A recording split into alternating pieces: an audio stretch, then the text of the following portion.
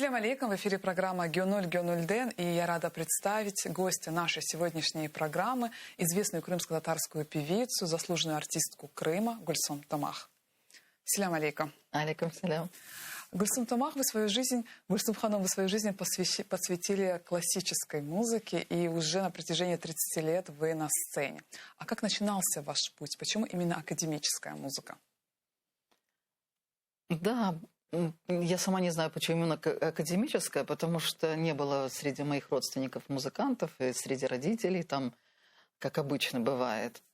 Но почему-то вот я с детства всегда пела. В 2-3 года проявляла как бы. Ну и папа это заметил.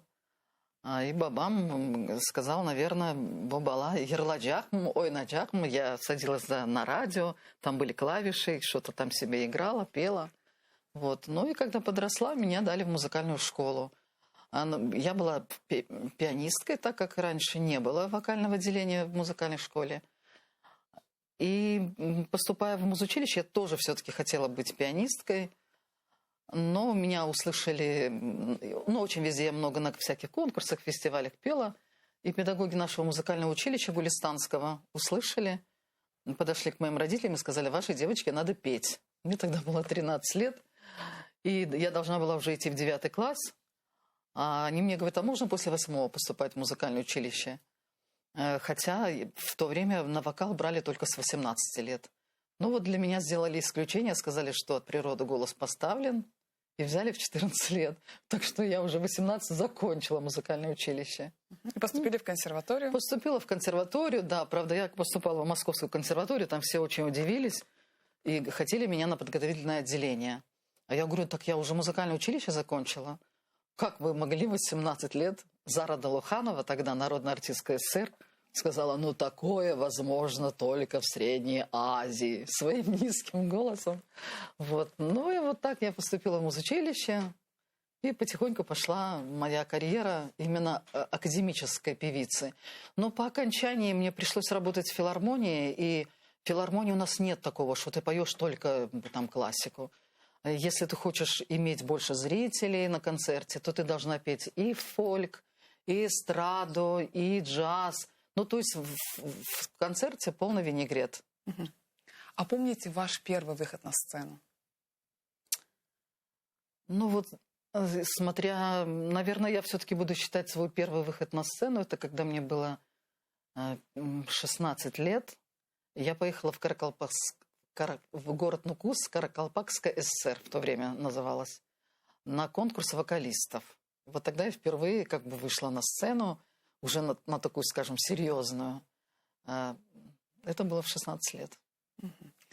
У нас есть отрывок из вашего исполнения. Я предлагаю сейчас посмотреть, и далее мы продолжим нашу беседу.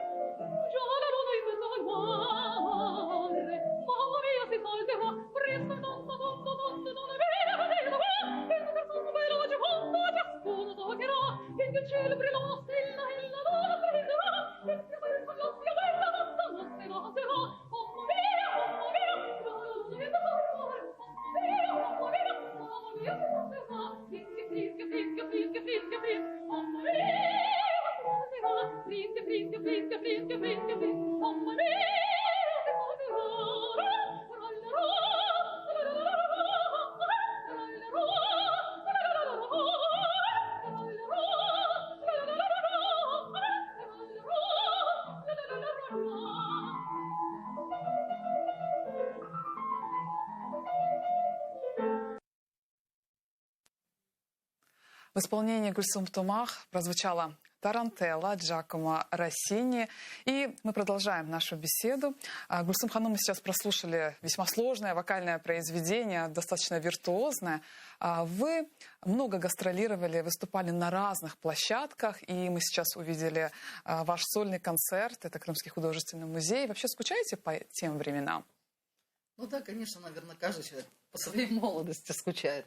Вот это, кстати, был мой первый сольный концерт в Ташкенте, в Крыму. В Ташкенте-то я много выступала везде, а в Крым, когда мы приехали, то очень сложно было пробить какую-то площадку. Вот с такими сложностями мы пробили этот художественный музей тогда. Это был, по-моему, 1996 год. И тогда вот вся интеллигенция наша собралась. Ну, концерт был, естественно, бесплатный, без билетов, потому что я еще не работала так вот серьезно и не имела права там реализацию билетов. Но вот тогда собралась вся наша интеллигенция. Вот этот концерт мне тоже очень запомнился, потому что он все-таки был в Крыму. Мне он тоже запомнился. Я не была в те годы еще в Крыму, но я его видела на видеокассетах, достаточно очень яркий. И Назим Мамедов с Майей Кадыровой также представляли свою программу. Таких концертов, к сожалению, в Крыму очень мало. А если говорить о академической классической музыке, сегодня все стремятся петь. Сегодня поют все, но интерес к классической музыке прослеживается очень мало. Как вы считаете, почему? Ну, знаете, вообще классическая музыка, академическая, она же вообще рассчитана на определенный круг людей. И за границей то же самое. Я очень много ездила в Германию, в Венгрию, в Турцию. Была на всяких конкурсах и фестивалях. Там тоже не сказать, что прям толпами ходят. Но вот в Крыму, я вам скажу, сколько бы я ни давала концертов, и никогда особо не приглашала ни родственников, ни знакомых, ни соседей. Я вообще думаю, наверное, нашим не очень интересно все это академическое. Но зал всегда был у нас полный в Крыму. Правда, залы-то у нас небольшие. Вот. Ну и на классическую музыку вообще должна быть камерная обстановка, камерный зал. Я не могу сказать, что от людей нет интереса. Нет интереса, скорее всего, от средств массовой информации. То есть телевидение, радио, оно как-то... Даже вот когда меня приглашают что-то записать, да, и они говорят, ой, давайте что-нибудь там фольклорное или что-нибудь эстрадное, давайте без всяких вот этих там оперных ваших арий. Вот. И я вот за всю свою жизнь так профессионально ни в одной студии звукозаписи ни в Ташкенте, ни в Крыму ничего своего академического не записала. Только вот с концертов какие-то любительские. Это же все любительская съемка. Вот, конечно, вот это очень жалко, что так у нас относятся. А почему так происходит? Почему нет интереса? И вообще, как классическая музыка влияет на слушателя? Как она его формирует? Ну, конечно, классическая музыка создана, я так думаю, для того, чтобы развивать эстетический вкус людей, духовно как-то обогащать. Но если даже брать, вот почему она называется классическая? От слова «образец», то есть образцовая музыка. Почему она существует веками? От Баха, Генделя, Скарлатти, Вивальди, Моцарта, Бетховена. Она до сих пор во всем мире имеет большой, так сказать, интерес.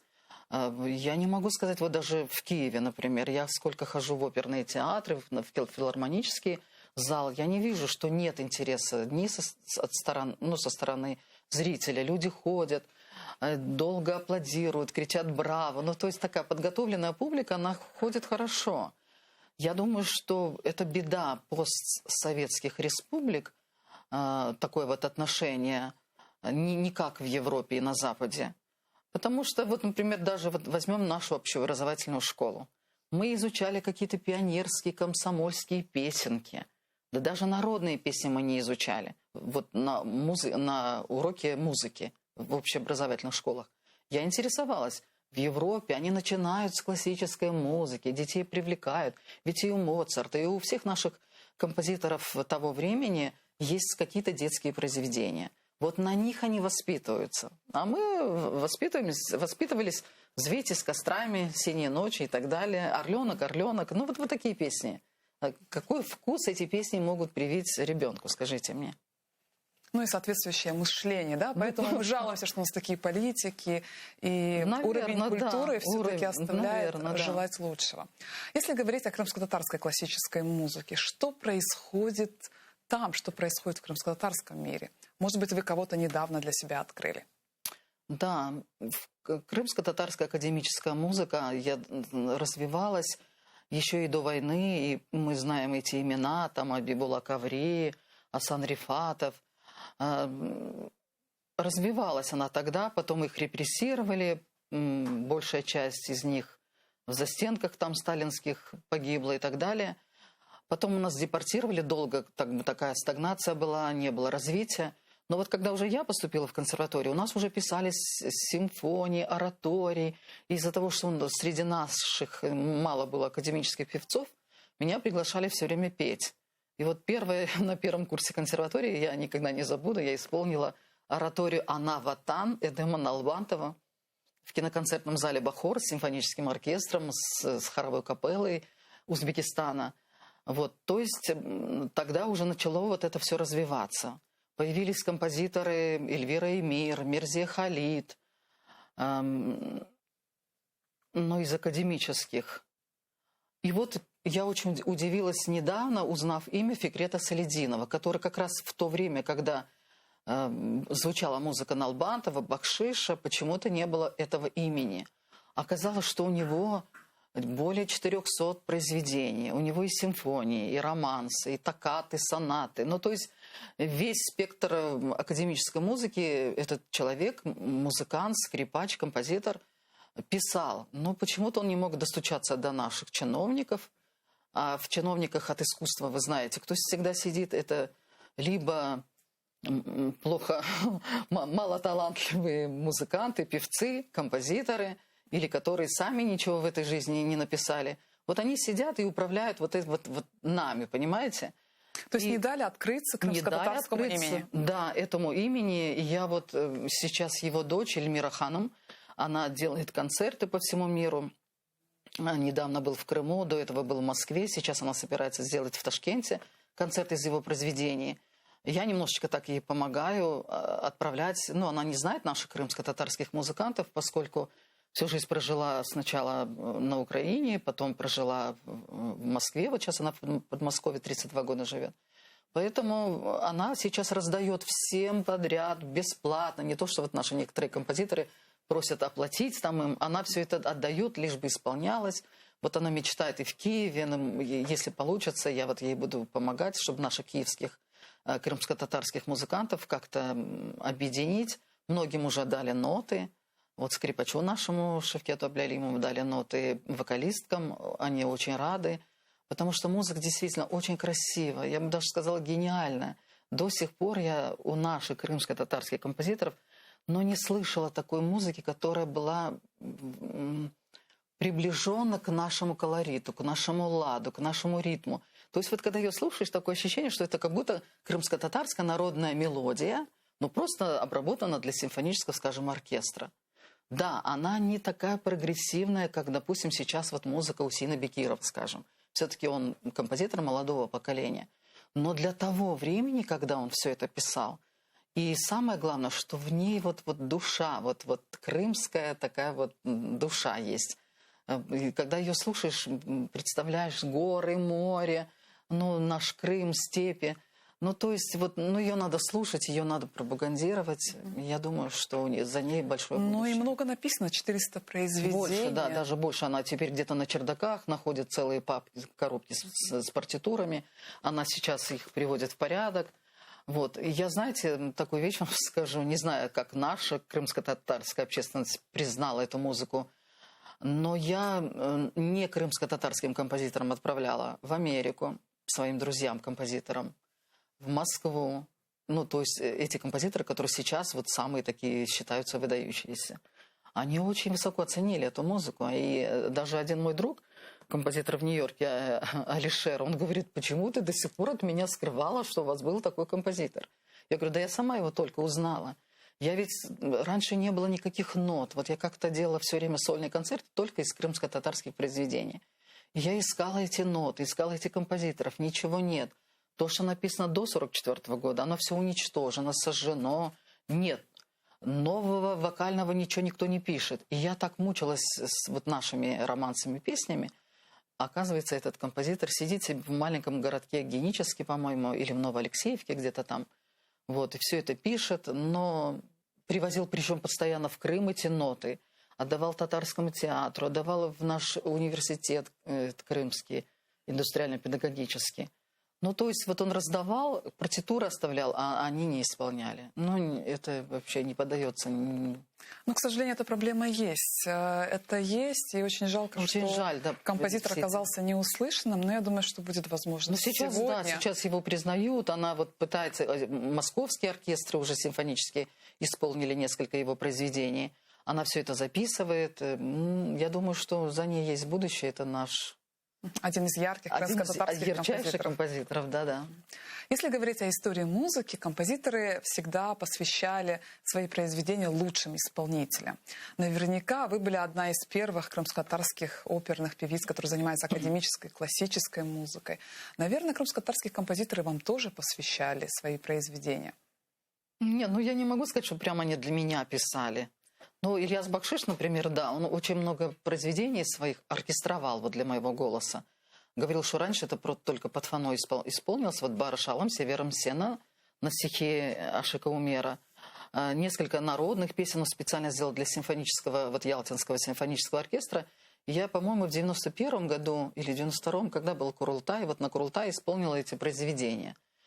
Ну, из современных Назим Мамедов. Вот он пишет целые вокальные циклы, написал на стихи Бекира Чобанзаде, на стихи Шакира Селима, Эшрефа Шамизаде. Эти вокальные циклы я исполнила с концертмейстером Майей Кадыровой. Мы их исполняли в Венгрии, в Ялте, в Севастополе, это был очень хороший тандем у вас. Да, тандем наш 30 лет, он так и существует. Мы много поработали. В органном зале я очень много пела с Майей Кадыровой. Да. Ну вот Назим, наверное, единственный... Ну вот Кариков как-то написал, когда я училась в консерватории, написал романс для меня на стихи Решида Мемеша, назывался «Оз Ераны Ерлай Сельбе». Вот. Ну, в общем, были такие, да. Ну, что прям вот для меня, я не могу так как-то... Ну, не скромничать. Ну, писали, Назим Мамедов писал, и, как я уже сказала... Налбантов он писал, например, для меццо-сопрано, а некому было спеть. Я хоть сопрано, пришлось мне петь. Эльвира Эмир вот к 50-летию депортации написала тоже симфоническое произведение для голоса с оркестром. Но она пригласили турецкую оперную певицу Ремзи Альпер. Но она что-то там или отказалась, или ну, у нее тоже... Там диапазон очень большой, а у нее низкий голос. Ну, пришлось петь мне. В общем, я его спела и на 50-летие, и на 60-летие депортации с нашим Ялтинским симфоническим оркестром. Тем более я все эти годы работала в Крымской филармонии, а этот оркестр в нашей филармонии. Это же еще вот эти всякие бюрократические проволочки. Мне не так-то легко вот взять куда-то, там пригласить, пошла и спела. Когда ты работаешь в государственной филармонии, должно быть откуда-то сверху указание, что вот такую-то певицу отправить туда-то, чтобы она спела там-то. Это все не... То есть этот путь очень сложный, это не так-то сложный, но нужны какие-то связи, да. Я никогда к этим связям не прибегала, никому ничего не звонила. Я просто этим композиторам говорила, если нужно, чтобы я спела, то звоните туда-то, туда-то, показывала путь. Позвонила директору филармонии, потом министру культуры. Да, есть такое, да. Если говорить о эпохах, какое направление вам ближе всего? И давайте представим, если бы пришло бы время, да, в каком бы времени вы бы захотели родиться, в каком городе, в какой эпохе, какая эпоха вам ближе всего? Ну, по голосу, вообще по моей манере пения, мне всегда говорили, что мне подходит западноевропейская классика XVI-XVII века. Вот почему я и в органном зале с органом много пела. Как бы вот та эпоха мне нравится. Музыка, она больше подходит, наверное, моему голосу. Но часто мне некоторые наши музыканты говорили, ты не в то время родилась, там, тебе надо было в XVIII веке где-то родиться. Ну, то есть как-то вот даже самый характер, менталитет, он как-то плохо воспринимает современное все. Я даже когда с молодежью общаюсь, я всегда им говорю, ну, я консерватор, ну, типа, учтите. Вот, у меня есть такое, да, наверное, это уже воспитание и занятия в консерватории, они немножко нас учат, мне кажется, даже это минус. нас как-то вот готовят к чему-то такому возвышенному, что вот вы сейчас придете на сцену, и все будут вас хотеть, и все хотят, чтобы только пели вы, а когда ты приходишь в реалии, в концертную организацию, тебя могут не взять на работу, тебе могут не дать сцену, не дать зал. Ну, то есть вот все современные вот эти бюрократические проволочки, они не на стороне музыки, не на стороне высокой такой музыки, скажем так. Всем нравится эстрада, фольк, там, я не знаю, что-то повеселее, попроще. Никто не хочет сложностей. Не, ну я бы не сказала, что классическая музыка, она сложная, она просто требует определенного Она интеллектуального сложная, да. уровня. А наши Нет, опять вот возвращаясь к нашим чиновникам от искусства. Ведь там сидят люди, которые это не хотят. Народ сам хочет, зрители хотят слушать эту красивую музыку. И именно вот те несостоявшиеся музыканты, которые становятся в дальнейшем министрами культуры, там, директорами филармонии, это они ведь не хотят. Они все хотят попроще, там, полегче. Вот я о них сейчас говорю. А почему так? Почему министры культуры, я беру Крым, всегда эти люди оставляли желать лучшего? Почему так происходило на нашем? Ой, да. Я думаю, что это не только в Крыму. Это в постсоветских республиках оно практикуется. Но, конечно, такого беспредела музыкального, как в Крыму, вообще нигде нет. Вот. Ну вот, например, даже мы ездили в Венгрию, да, и ходили к директору филармонии. Он как раз с Назимом Мамедовым учился в Московской консерватории. А в то время у нас был министром культуры мастер по ремонту холодильников. Понимаете? И когда мы ему об этом сказали, он просто был в шоке. Ну вот я знаю, что в каких-то там республиках, там Раймон Паулс был министром, там Палат Бельбюль-Огле. Ну то есть это все-таки состоявшиеся люди на сцене. Они под конец своей, так сказать, карьеры уже идут в чиновники. А у нас нет, у нас сразу после консерватории всех бездарей стараются куда-то там. Наверное, поэтому, я так думаю.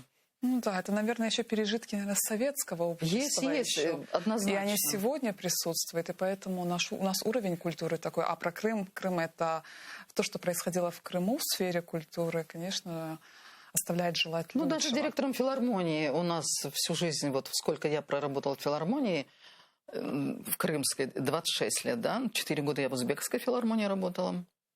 Из 26 лет практически 22 года был директором филармонии. Он тоже не музыкант, не вообще человек культуры, человек, там, не знаю, пусть хотя бы он будет художником, пусть он хотя бы будет, там, я не знаю, хореографом, но какое-то иметь отношение к искусству. Но нет. Вот было так, генеральный директор Крымской филармонии. Правда, он дружил с выдающимися певицами, дирижерами.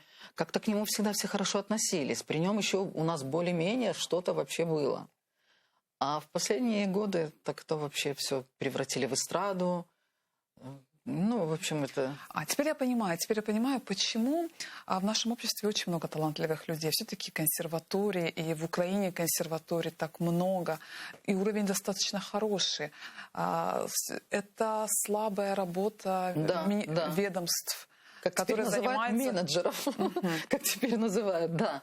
Даже вот среди крымских татар очень много у нас людей, не только закончивших, ведь заканчивают консерватории не только все таланты. Среди них есть и всегда процент тех, которые по блату, по какому-то там, я не знаю, за деньги или как-то поступили. Ну, вот, например, у меня на курсе у нас было 16 человек. Поющих было человек 6. А 10... Но тем не менее. Да, просто их готовили кого-то преподавателем. Не обязательно всех в оперный театр. Например, у нас присваивалось 3 квалификации: оперный певец, концертно-камерный, ну, то есть филармонический, и преподаватель. Вот все 3 квалификации на курсе получила только я.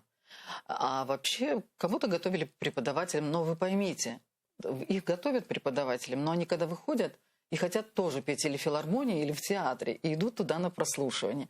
И если у них есть какая-то крыша, то их берут, понимаете? Вот... Поэтому я не могу сказать, что все, кто закончил консерваторию, они все идеально поют, там идеально играют. Нет, среди них тоже хватает всяких. Ну и вместе с тем есть проблемы, которые связаны с государством, которые вообще мешают развитию классического, развитию искусству. Это очень, на самом деле, большая проблема. Мы сейчас живем в период пандемии. Вот как пандемия сказалась на творчестве композиторов, музыкантов? Да, я-то, конечно, в пандемию уже попала в тот период, когда я на пенсии, и как бы не на сцене, но со многими общаюсь, вот даже здесь, в Киевской филармонии, в оперном театре, в Национальной опере. Да, у них был период, когда и спектакли перестали идти, там, ну, то есть музыкантам нужно все время быть в работе. Вокалистам вообще нельзя даже 2 недели молчать. Через 2 недели тебе приходится по новой опять все восстанавливать голос. Это вот как в гимнастике, как в спорте. Если они там не позанимаются 2-3 недели, у них уже и мышцы болят, и то, и все. Так же и у нас, у вокалистов. Ведь у нас задействованы мышцы, дыхание и так далее. И вот в этот самый период поступило предложение ко мне из Нью-Йорка американского композитора Алишера Латифзаде исполнить небольшое такое сочинение, как бы в благодарность. А в то время как раз в Нью-Йорке очень многие умирали от коронавируса. И вот он решил как-то поблагодарить этих медиков и всех тех, кто вообще занимается ликвидацией, так скажем, этой болезни. Написал сочинение, но он хотел, чтобы были артисты из разных стран мира. То есть показать наше мировое такое единство. И наши режиссеры будут сейчас показывать, вы продолжаете рассказывать. Да, можно на фоне музыки, да?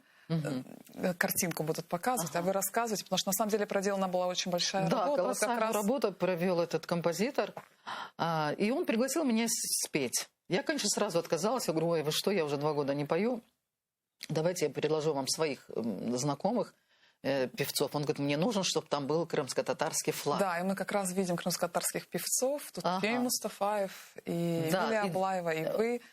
Вот там, значит, так задумано, что в ролике флаги этих стран. И он говорит, я хочу, чтобы был крымско-татарский флаг. А я говорю, ну он же как бы не такого мирового значения. Он говорит, я хочу, вот он будет. Хорошо. Я говорю, тогда давайте. И начала. Пригласили меня одну, а я начала ему предлагать наших музыкантов, певцов. В общем, в итоге оказалось, по-моему, 12 крымских татар, исполнителей. Ну вот я все-таки перечислю их имена. Эдем Умеров, баритон, солист Мариинского театра. Эмилия Аблаева, солистка Мариинского театра, оперная наша певица, восходящая звезда, так скажем. Феми Мустафаева пригласил он сам. Потом, говорит, нам нужен тенор. Пригласил Феми Мустафаева, народный артист Украины. Потом, значит, я вспомнила, что в Узбекистане есть народный артист, заслуженный артист Узбекистана Руслан Гафаров. Он пел. Из музыкантов кларнетист, саксофонист Алим Куртмеметов, аккордеонист Нариман Балич. Так, я вот кого-то еще забыла. Самое главное, что там нужно было не только петь, а кому-то еще хотя бы 2-3 слова на крымско-татарском языке сказать. И для этого он пригласил нашего Эндиара Метля, который, кстати, от этой же болезни и умер, Айданага Шамизаде. Вот он с Москвы. И мы же все сидим в своих городах, в своих квартирах, записываем в домашних условиях свои вот эти ролики, которые ноты он нам прислал. И мы отправляли ему, он сводил всех этих музыкантов. Конечно, там в ролике участвуют профессора, я не знаю, американских, германских, польских, из Тбилиси, с Армении. Ну, то есть со всего мира участвовало 36 стран. В основном это были педагоги, профессора этих консерваторий, такие именитые уже артисты. И вот 36 стран, да, вот надо отметить, что это впервые такое сочинение, где играло одновременно 9 роялей, 3 органа. Ну вот певцов было нас, по-моему, человек. По-моему, кто из крымско-татарских пианистов тоже играл, Майя Кадырова. Вот, я забыла про свою подругу. Значит, там играла на органе Майя Кадырова, Белькис Амедова, ее дочь, в то время заканчивала Московскую консерваторию, играла на клавесине, по-моему. Да. Ну, то есть это мы уже по ходу, такой задумки у него не было. Но он сказал, будет звучать еще орган. Я говорю, а можно, чтобы звучало 2 или там 3? Он говорит, почему нет? Чем больше, тем лучше. Правда, потом очень сложно было все это соединить. Оказывается, в Европе там даже длительность, вот какой-то размер чего-то он мне там объяснял, я не очень поняла, он отличается от нашего. И когда все прислали свои кусочки музыкальные, и он пытался соединить, и пошло в разнобой. Мы заново. В общем, мы переписывали 2 или 3 По-моему, некоторые по 4 раза переписывали. Всем раздавала ноты я, присылали мне вот эти кусочки. Ну, в общем, в результате вот этот клип мы написали. Я очень рада была поучаствовать в этой работе, хотя и как бы не хотела. Но я думаю, что это тоже какой-то такой маленький шажок для нашей, пусть даже крымских татарских музыкантов, которые никогда в таких больших, уж грандиозных, мировых, пока что академических программах, наверное, не участвовали. Единственное, вот я еще хочу сказать про... У нас есть пианистка, которую мало кто знает. У нас Ирена Гульзарова. У нее крымско-татарские корни, и она ведущая солистка. Живет она где-то в Германии. И она такая вот серьезная пианистка, которая, да, она участвует в очень больших проектах за рубежом. Вот, а так, за исключением ее, наверное, у нас пока что, ну, не достигли мы еще той высоты, чтобы... Нет, я думаю, наверняка есть, просто мы их мало знаем. Ну, возможно. Не, ну, наш вот аккордеонист Бекмамбетов, скрипач, имя забыла, ну, вот в Канаде, который живет. Бекмамбетов, Искендер Бекмамбетов. Искендер Бекмамбетов, скрипач и аккордеонист в Праге, который живет. Сервер Абкеримов. Сервер Абкеримов. Вот. Они, конечно, да, живя там, наверное, все-таки они участвуют в каких-то таких больших программах, проектах. Возможно, да. Но те, которые в Крыму, и те, которые вот здесь, пока что нету. Вот, и еще это и пандемия. Хотела бы поговорить с вами о крымско-татарской молодежи, которая заканчивает консерватории. Так сложилось, что музыка является неотъемлемой частью нашей жизни, и все крымско-татарские семьи стараются дать музыкальное образование своему ребенку. Это связано и с нашей крымско-татарской музыкой, потому что она очень яркая, интересная, и все хотят уметь владеть навыками игры наших крымско-татарских произведений. И, вы знаете, очень многие заканчивают сегодня консерватории. На самом деле, немного талантливой крымско-татарской молодежи, но почему-то в дальнейшем они не видят перспективы и меняют сферы деятельности. А нужно отметить, что музыканты учатся 9 лет, 10 лет. Так же, как и врачи. 16 лет. 16 лет, да. Если Мы берем, к примеру, школу. музыкальную школу. Если не брать музыкальную школу, да, 16 лет. Как вы думаете, можно ли изменить такое положение, чтобы не терять талантливую молодежь? Ну вот вы поймите, все-таки музыкальная профессия, она не прибыльная, она не финансовая. Я думаю, что каждый музыкант должен иметь какую-то еще параллельно профессию. Ну вот я даже никому никогда не говорила об этом, наверное, впервые скажу. У меня всегда параллельно с моей вот этой филармонической работой была другая работа в сфере туризма. Я в Ташкенте закончила, у меня есть диплом экскурсовода, где я могла заработать, поездить по миру. В то время, в советский период, я хотя бы поездила по всем нашим 15 республикам. Вот. И зарабатывала, и в то же время я как бы, пока пребывала в этих республиках, ходила на органные концерты, ходила на оперные спектакли. Но почему наши, мне так кажется, со стороны я вот наблюдая за этим всем, я же многим предлагала прослушаться, прийти в нашу филармонию, какая бы она ни была, но это все-таки филармония, ежедневно репетиции, через день концерты, ты все время в работе. Вот. И все отказывались. Но в основном была причина одна, что зарплата, да, она маленькая, но если вы достигнете большого взлета, ну вот я, например, Джамале говорю, когда она говорит, что ну да, вот почему, я говорю, почему вы не пошли, у вас же такой оперный голос, все. Ее ведь и приглашал там мой друг в Милан немножко позаниматься и прослушаться в какую-то итальянскую оперу. Ведь там оплачивается хорошо. Там оперный певец, если там первой величины, он за один день, за один вечер оперный спектакль зарабатывает как минимум $10 000. Разве это плохо? Это... Ну, туда попадают единицы, да, туда попадают единицы, да. Для этого надо очень много работать над собой. Ну, это тоже еще фортуна, да, удача должна быть. Еще есть такое, вот во всех этих филармониях, во всех театрах, есть такой какой-то вот такой негласный у них, ну вот во всяком случае в украинских, российских, наших вот почему-то не хотят брать, не знаю почему. Я даже Вы имеете в некоторым... виду крымских татар не Да, хотят я брать? даже некоторым задавала вопросы уже, когда вот сама уже такая могу такие вопросы задавать. Я говорю, а почему не берут? Ну вот кто-то там мне какие-то смешные такие вот вещи говорил. Ой, ну у вас такой менталитет, а вот если нужно будет там в каком-то совсем открытом платье, а вы начнете показывать свой характер. Ну как-то вот такая причина. Одна говорит, ой, ну у вас такой акцент, он не только в речи, он еще и в пении. Ну, то есть он, ну, как, нет, не знаю, я с этим вообще При том, не что согласна. в Крымской филармонии ведь мало кто закончил консерваторию. Вообще об этом практически можно не было. тоже Сейчас, может говорить. быть, есть, но в то время, когда вот я работала, не было.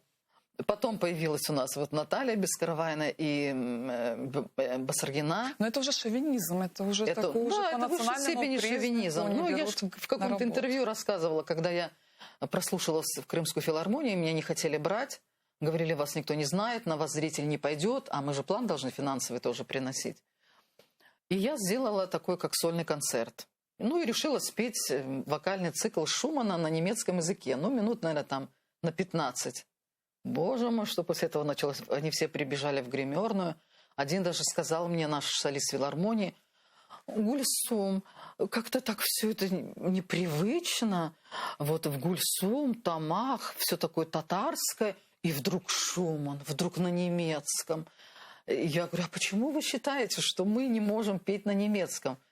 Я говорю, этот, кстати, цикл исполняла на вокальных конкурсах. Мне даже на каком-то конкурсе, по-моему, в Ташкенте, дали приз за лучшее исполнение романсов Шумана.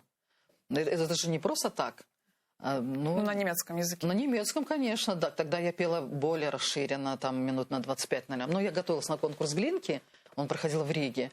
И там было обязательным исполнением на втором туре на языке оригинала. Ну, там вообще в академической музыке еще чем мне нравится, что все надо петь на языке оригинала.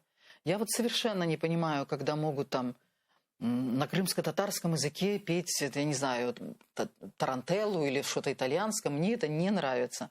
Может быть, это нужно, чтобы как-то к языку приобщить. Мне не нравится, когда раньше в Советском Союзе нас заставляли петь все оперы на русском языке. Но все, и Верди, Травиату мы пели на русском языке, когда учились в консерватории. Фауста, Гёте мы пели тоже на русском языке. Да, очень сложно для вокалиста. Сейчас, вот благо такое время, когда все поют на языке оригинала. Я так завидую этим людям, которые сейчас работают в театре, что вот они... Потому что невозможно спеть без этого, невозможно спеть французскую музыку с русскими словами. Или там итальянскую оперу спеть с русскими словами. Невозможно. Она не передает, понимаете, вот всей красоты, всего колорита. Почему мне не нравится, что на крымско-татарский язык переводят? Ведь оно тоже теряет все. Но это все равно, что вот «Калинку» спеть на крымско-татарском языке. Ну вот... Нет, не надо на это тратить время. Вот Не стоит даже обсуждения. Даже не стоит обсуждения, да, потому что вот идет русификация, если идет уже в академической музыке, она препятствует и развитию тому, что препятствует и развитию нас, как крымских татар. С русификации начинается шовинизм, о котором вы сегодня сказали. Я думаю, что нам нужно, нашим композиторам надо больше писать романсов, арий, там, ну, оперу я уже вообще устала уговаривать всех. Вот, кстати говоря, вот этот композитор Алишер Латифзаде, он пишет, не знаю, назвать ее первой, не первой, крымско-татарскую оперу-балет. Вот, мы просто не знаем, как сейчас вообще все это реализовать. А Латифзаде – это таджикский композитор, который проявляет интерес к крымско-татарской культуре. Да, он вообще сам из Таджикистана, но закончил Московскую консерваторию, и у него жена крымская татарка, тоже закончила Московскую консерваторию, Сабрия Ханум, и поэтому он все время вот как-то с нашим народом. Он, кстати, я ему когда по-русски пишу что-то там в мессенджере, он мне по-крымско-татарски отвечает. То есть он показывает, что он и изучает не только нашу музыку, но и язык. Да, он написал несколько произведений. Вот сейчас я тоже опять со всего мира собрала всех наших крымско-татарских певцов. Там будет участвовать 6 вокалистов. Хотим исполнить произведение на... поэзию нашего Айдена Гашемизаде. Ну, то есть эта поэзия была какого-то итальянского автора. Но сама задумка вот эта, он предложил ему, что мне нужен крымско-татарский текст. И вот он буквально за несколько дней до своей смерти от коронавируса прислал нам слова. Мы начали разучивать это произведение, пока еще не записали. То есть все записали свои кусочки, сейчас вот Алишер должен их всех соединить. Да, он, в общем, я про него недорассказала, закончил вместе с женой Московскую консерваторию аспирантуру, и он сейчас считается таджикско-российско-американский композитор. Почему российский? Потому что все-таки он там много лет учился, много лет работал, наверное. Вот, и пишет. Но он пишет очень много разнообразной музыки. Вот что мне нравится в его таджикской музыке, это я к нашим композиторам обращаюсь. Он, когда пишет произведения, какие-то симфонии, сразу прослушивается таджикский композитор, потому что он использует очень умело, использует таджикский фольклор. Вот мне бы хотелось, чтобы наши композиторы тоже очень умело к этому прибегали. А вообще, как вы считаете, кто должен взять ответственность за развитие культуры? Ну да, этот вопрос, конечно, очень сложный.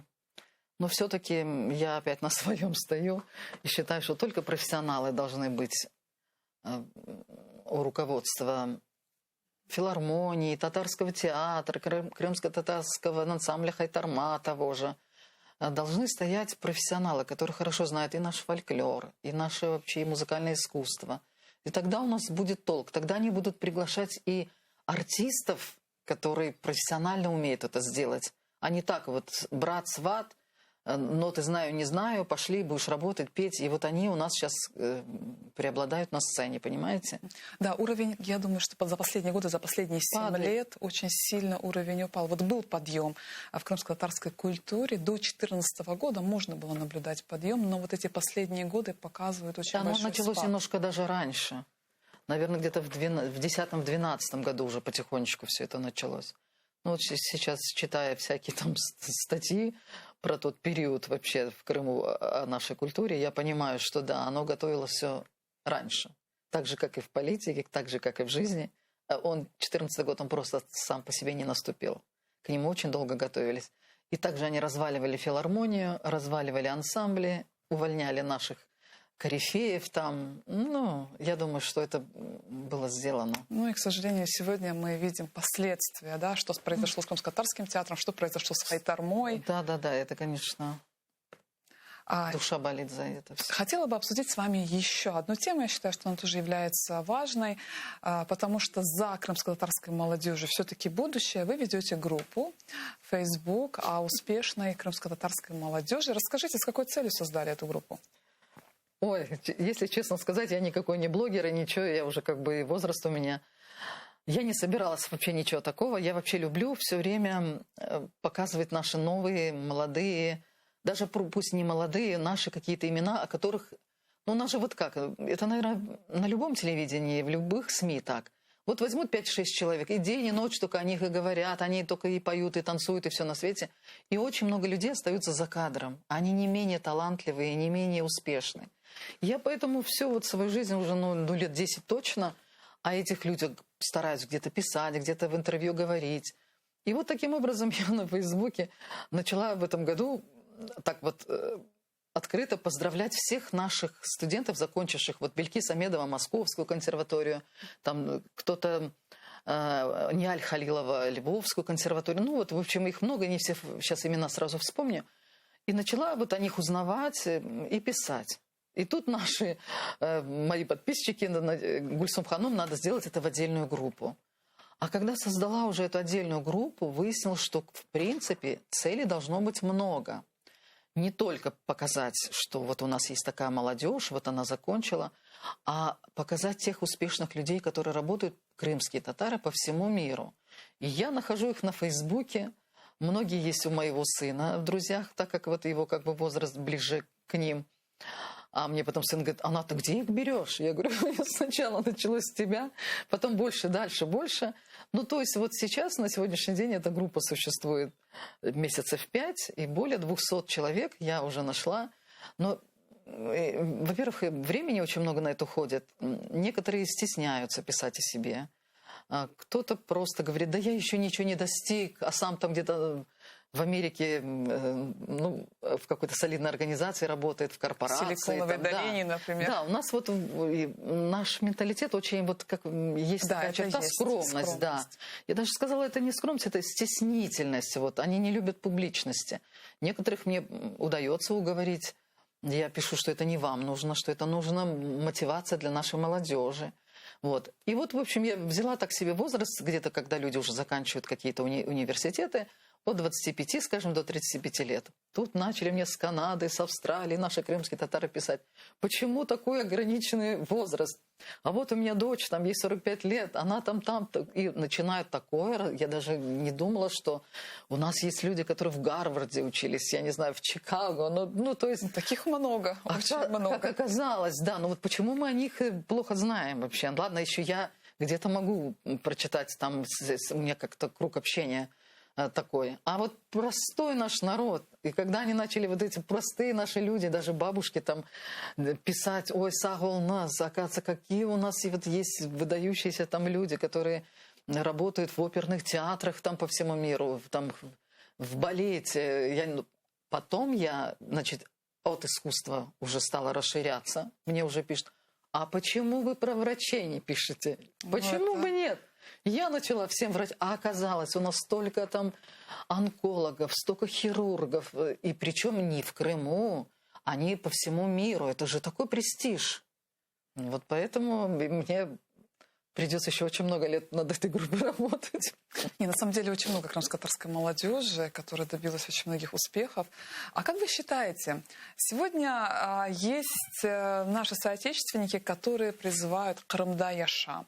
Есть те, которые стремятся выехать из Крыма. Вот какой точки зрения придерживаетесь вы? Где наша молодежь должна получить образование? За пределами Крыма или в Крыму? Я вот считаю, что как и раньше, как тот же Гаспринский, как тот же Чобанзаде и Амдигер Айбай. Ну, вся наша элита, она не обучалась в Крыму. Она училась в Турции, в Азербайджане, там, я не знаю, в Румынии, еще где-то. И благодаря этому в Крым тогда был такой расцвет. И в поэзии был, и в музыке был, и там, наверное, в хореографии. Я об этом хуже знаю. Но тем не менее... И вот сейчас, и не потому, что там какая-то обстановка в Крыму или еще что-то, просто образование, которое в Европе и которое на Западе, она кардинально отличается от крымских вузов. Я знаю это по себе. Я проработала в Крымском университете 2 года перед переездом сюда, в Киев. И вижу этот уровень. Даже то, что мы учились в Ташкенте, как бы считалось, что вроде как Средняя Азия, да нет, оказывается... Мы-то в такие университеты прошли. Оказывается, да, вы знаете, я тоже, когда мы вернулись в Крым, я это тоже поняла. Ну вот, поэтому я считаю, что нужно своих детей отпускать, чтобы они учились в Европе, пусть даже где-то, я не знаю, в Москве или в Киеве, но в больших столицах. Пусть они получат образование. Конечно, хорошо, если они найдут по специальности работу в Крыму, вернутся, создадут там крымско-татарскую семью и будут жить на родине, да, как Крымда яша. Но есть такие профессии, вот когда я уже писала про этих людей, я поняла, что с этой специализацией им нету применения в Крыму. Но почему она не может работать где-то в Финляндии, я не знаю, в Риге или даже в том же Нью-Йорке? Пусть работает, пусть она наша, своя. Но у меня вот одна беда, чтобы только женились на крымских татарках и выходили замуж за крымских татар. Только тогда можно сохранить свое вот это, свои корни. Да, у них почти у всех, вот кто уехал, есть в Крыму квартиры, дома. Они возвращаются там, побудут месяц-два. Потом пусть едут и покоряют, я не знаю, оперные театры, зарубежья. Это же такое... Ну, не только. Мы в свое время, вот мне все жалко. С одной стороны, я говорю, что я должна быть в 18 веке жить, но нет. Я вот теперь жалею, что я не живу, ну, как бы не пою в 21 веке. Ведь столько возможностей, как можно их упускать? Нет. Ни в коем случае. А вообще, что происходит с нашим народом? Что нас ждет? Как вы считаете? Ну, что нас ждет? Я оптимист по натуре и думаю, что за черной полосой всегда приходит белая полоса. Поэтому не вижу никаких пессимистических прогнозов. Я думаю, что все будет хорошо. как мы любим говорить, «Эршей гузель оладях». Ну а что вас лично беспокоит? За что очень сильно переживаете? Ну, беспокоит то, что сейчас как-то нас пытаются, мы еще пока, я думаю, не разделились, но нас пытаются разделить. Но я думаю, люди умные, и не обязательно для этого заканчивать какие-то университеты и консерватории, чтобы это понять, что нам все равно надо быть всем вместе, надо вместе общаться. И не нужны вот эти вот в Фейсбуке иногда бывают перепалки такие, а вот мы в Крыму, а вот вы уехали там, но не надо это абсолютно. Во все времена из Крыма наши соотечественники уезжали. Кто-то находил где-то более престижный вуз учиться, более престижную работу. Ничего в этом плохого нет. Рано или поздно, как говорится, Ольмеге, всегда все возвращались в Крым. Потом, те люди, которые сейчас живут в Польше, там, я не знаю, в той же Канаде, они ведь помогают нашему народу, нашим проблемам. Ну вот, допустим, какие-то проходят конференции, какие-то симпозиумы, даже кинофестивали. Они такие поддержки делают там у посольств, на этих вот мероприятиях. Как без них? А вы из Крыма можете поехать сейчас в ту же Америку или в ту же Финляндию, я не знаю, Канаду, где в Германию, где какие-то серьезные проблемы крымско-татарского народа решаются? Поэтому я не думаю, что тем, кто сейчас в Крыму остался, надо настраивать себя против тех, кто уехал. Я против этого. Ну и нам нужны имена. Чем больше будет звучать имен, это очень важно. Сегодня такие, как Али Алиев, да, который работает профессором в Техасском университете, и чем больше будут имен, нас будут больше знать, узнавать. Ну, конечно, да. Это очень важно. Ведь в наше время, в нашу молодость вообще запрещено было говорить, что это крымская татарка. Просто татарка, никакая не крымская. И даже я когда в консерваторию московскую поступала, у меня тоже это была проблема. Когда мне говорили, почему у тебя направление с Узбекистана, а не с Татарстана, ведь вот в паспорте написано «татарка». И попробуй, я им объясняю, я говорю, я не такая татарка, я это крымская, которых депортировали и так далее. А других татар мы не знаем, вы понимаете? Тогда нас никто не знал. И вот благодаря национальному нашему движению, нашим лидерам, по всему миру нас узнали. А узнали почему? Потому что у нас были крымские татары, которые жили в Нью-Йорке. Вот непосредственно даже вот мой МД, Фикрет Юртер, он очень много делал для того, чтобы о крымских татарах заговорил весь мир. Поэтому такие люди, которые живут вне Крыма, нам очень нужны. Ну, их участие в крымско-татарском национальном движении. Ну, конечно. И мой последний вопрос. Каким бы вы хотели видеть будущее музыкальной культуры? Ну, я думаю, что, как всегда говорят, что красота спасет мир, так же и вот мне все время кажется, что музыка только и спасет мир. Что если мы будем общаться со всеми странами, опять же, с нашими соотечественниками в других странах, когда мы будем тесные культурные связи поддерживать, музыкальные связи в сфере медицины, хореографии, живописи, и тогда мы будем идти вперед, не будем топтаться на месте. Поэтому мне хочется вот пожелать и как можно больше профессионалов, чтобы мы обращали на них внимание, продвигали их, о них говорили, давали им какие-то площадки для выступлений, для концертов, чтобы и народ наш гордился этими людьми. И тогда у нас, я думаю, что будет все хорошо. Мен белесем эршей гузель оладях, мен озым халкма, Алла Эрбашин Корея, Эршей Алладан, вот я всегда так говорю. Газалардан, белялардан, қасталықлардан, Алла бізін құтара, сақлай, ерде Алла ярдымчы olacak. Аминь. Умет этим.